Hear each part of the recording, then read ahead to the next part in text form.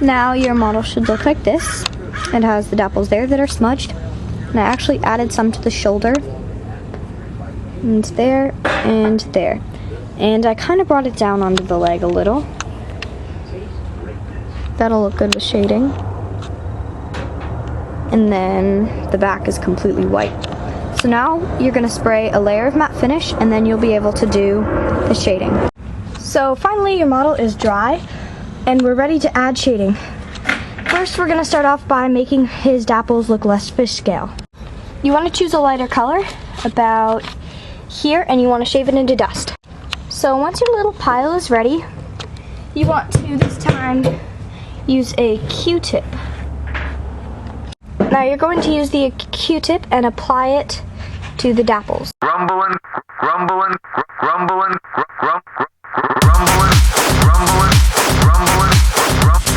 So now that that's done, the inside of the dapples should be a little less dark. This patch of dapples is very screwed up, but the rest look very, very nice. And now you want to add another layer of matte finish, and we're ready to actually put the model into its final stages. So just real quick, the noises in my background, I usually paint here, but my dad just finished working a bit on my new studio, which will be here. Yay. It's gonna be awesome. So now you want to take the same color that you used for the dapples and just also apply it in all those same places.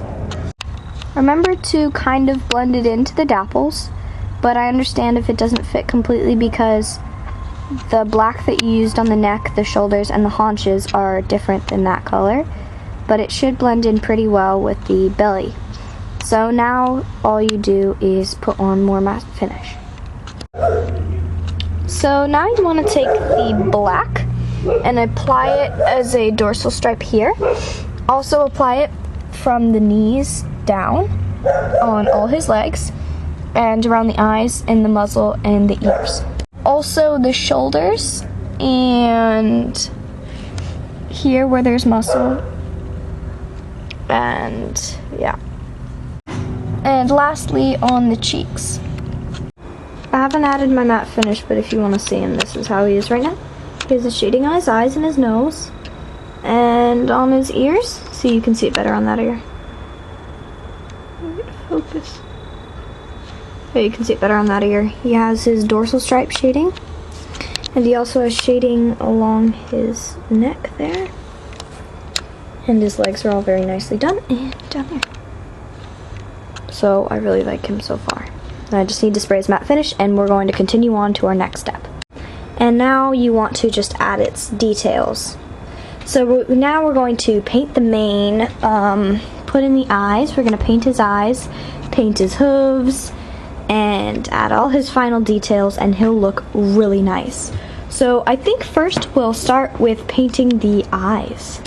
Now the eyes are one of the most complicated parts.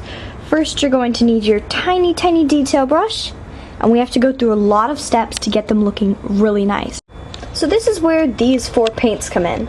You're first going to need the white, and you're also going to need your jar of water, and your dropper, and lastly you need your detail brush. So what you want to do is take a bit of your paint. You do not need that much there, and you want to take your water jar, and with the eyedropper take some water and put just a very tiny, putting my sleeve in the dust, drop of water on there, more if you need to, and then just mix it in. So it's watered down and it prevents brush strokes and making it really clotted and large. So then you just bar it off. So now you just really want to get inside the eye. Here's his eye, and you just take the brush and focus and dot it into his eye. It's easier to do it when you're not under pressure. So see, I messed up a little bit and I did a dot out. So all you need to do is take a little rag or something, blot it, and take it out, and then you can just do it again.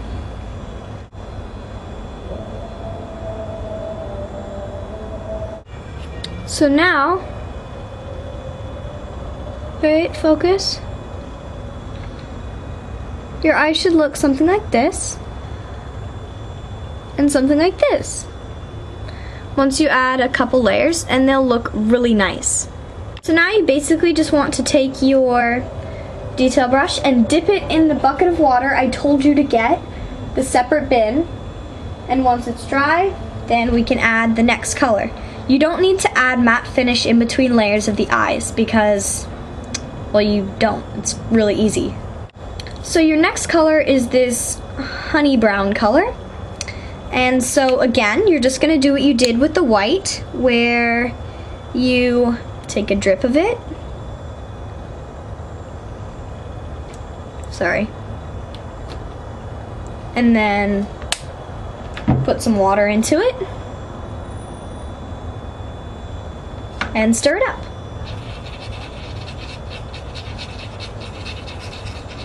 Now, all horses, even models, well, all the models will have different eyes depending on how you want their emotions.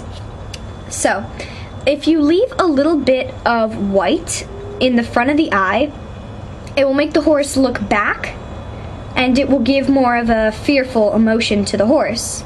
So I'm going for that. So one eye, whichever you want, you leave a tiny bit of white at the front. I'm going to do it in this eye.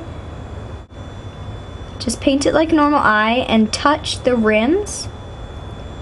Fit everything, but leave just a little bit of white at the front, like this. And so he has a bit of white there. But if you have a bit of white at the front of your eye, you can't look like this. You can't have both your eyes, sorry. You can't have both your eyes looking in two different directions. So if you look like that, one eye is this way and the other is that way too, but you can't show, your eyes can't go in two different directions. So if one of the model's eyes is like this, then the other one has to have a bit of excess white at the edge. So this one you want to do the same thing, except you want to leave a bit of white out at the back of it. So now your model looks like this, and it has the white left over at that edge, and the white in the front at that one. Can you see that? I don't know if you can see that. Wait, focus. Yeah, now you can see it. See, that's really nice. So now we're ready to continue on to the next step. You want to do the same thing with watering it down with your very dark brown color. So now that you have your dark brown ready, you're going to leave a ring around the brown. You're going to leave a very faint ring of the lighter brown around it, and you're going to avoid getting it in the whites, but you're just going to go around and make sure you leave a ring so that the other color is still visible. It's very hard to do this. So I did that. I'm waiting for it to focus. There. And now you just want to do it on both sides. So now both eyes have that. Let's look at it.